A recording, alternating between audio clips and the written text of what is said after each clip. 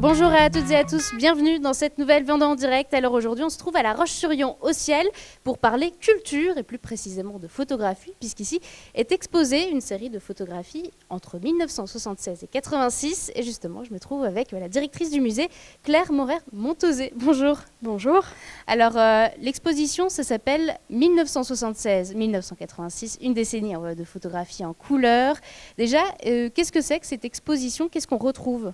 Alors c'est une exposition qui présente justement un tournant dans l'histoire culturelle contemporaine, ce moment où les institutions ont commencé à comprendre que la photographie en couleur pouvait aussi être de la photo artistique.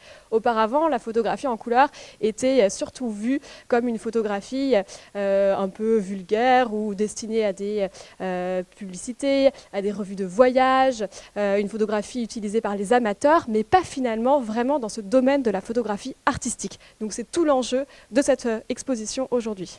Alors, dans cette exposition, il n'y avait genre que de la photographie en couleur. C'est à partir de ces années-là, finalement, que ça s'est démocratisé dans le sens photographie artistique, finalement, hein, c'est ça? Oui, alors un petit peu auparavant, dans les années 60, a eu lieu la démocratisation de la photographie en couleur auprès des particuliers. Donc la photographie amateur en couleur se développe.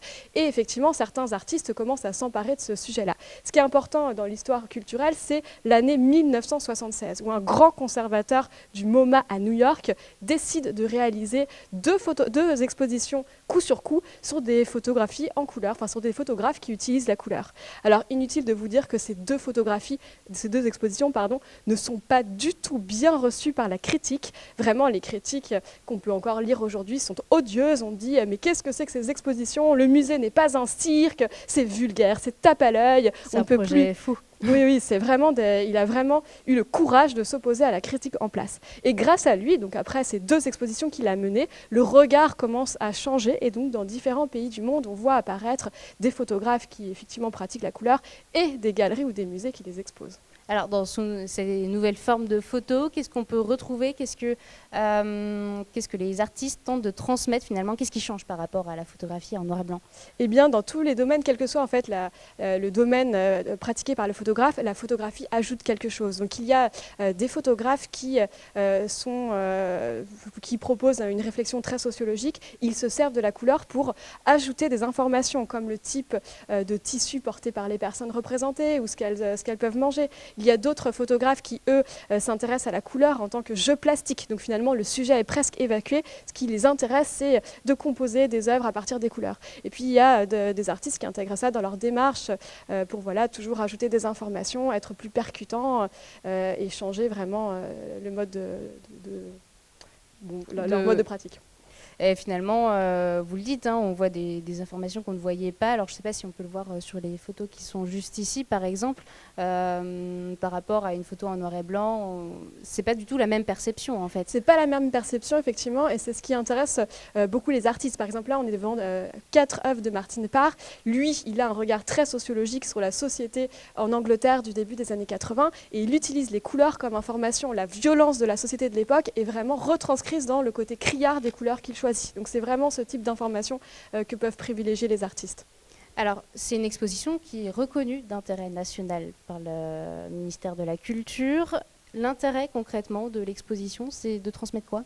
Alors c'est déjà une petite précision, c'est la version présentée à Aurillac qui a reçu ce label, parce que nous, on a une déclinaison un petit peu moins riche que ce qui était présenté à Aurillac, où vraiment, c'était un peu plus copieux, on va dire. L'intérêt, c'est vraiment toute cette recherche scientifique autour de ces photos des années 80, de comprendre un changement de mentalité, un changement de paradigme, et de voir ces photos incroyables qui ont été rassemblées pour l'occasion. Donc nous, on remercie d'ailleurs le musée d'Aurillac de nous avoir prêté autant d'œuvres, le musée de Douchy-les-Mines et d'autres partenaires, parce qu'on est face à des photos extraordinaires, des grands noms. Là, par exemple, on a 2 photographies de Nan Goldin qui sont ici. Nan Goldin qui utilise sa vie personnelle, ses proches, les épisodes de ses relations amoureuses comme sujet de ses photographies. Donc on est content d'avoir face à nous ces œuvres, de les voir ici.